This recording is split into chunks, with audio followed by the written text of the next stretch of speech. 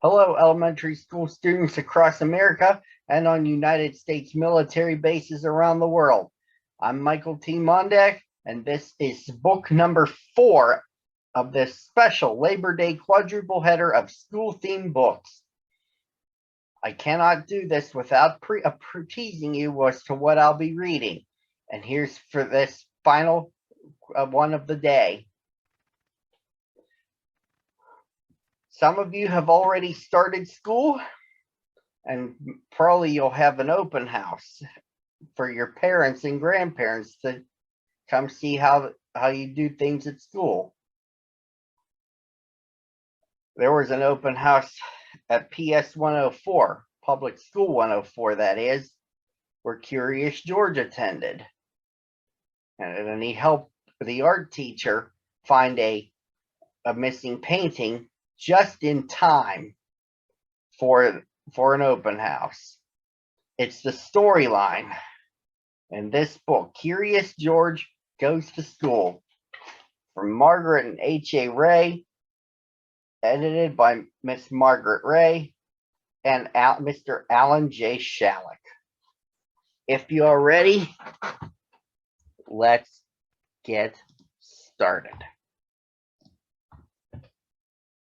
It was open house at George's school, so the man with the yellow hat had come to school with George.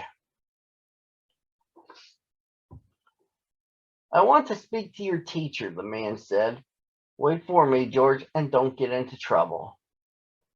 George was standing in front of the art room. He opened the door and peeked in.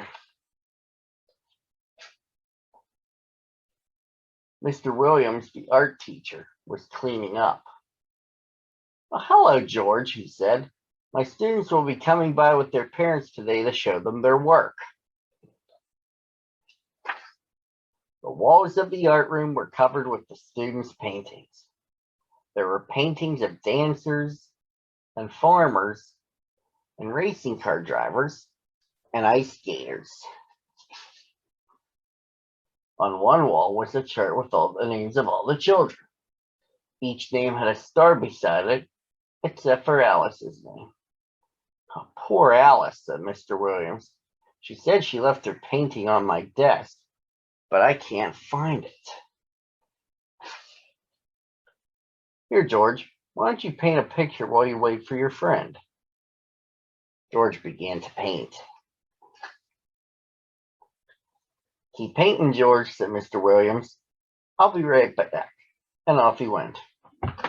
George kept painting, but was starting to get very warm in the room.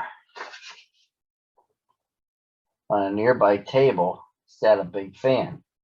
That would cool him off. George turned it on, but as soon as he did, the fan blew the paintings off the walls and all over the room. George, cried Mr. Williams, running into the room. Just look what you've done. Mr. Williams turned off the fan.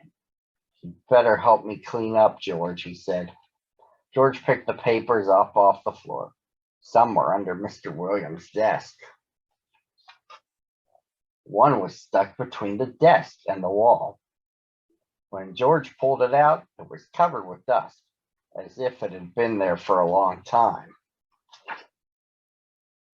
It was a painting of a little girl riding a horse.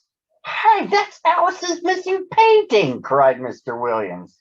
Now I can give Alice a star. When the paintings were all hanging on the walls again, the students and their parents arrived.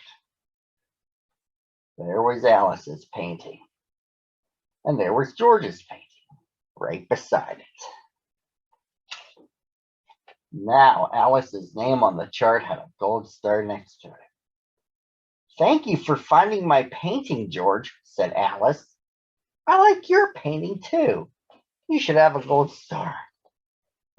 I agree, said Mr. Williams, and he gave George a big gold star.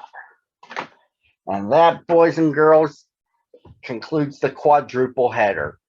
Enjoy the rest of Labor Day, and I'll see you back here again on Tuesday at our regular time, 9 a.m. and good luck this coming school year.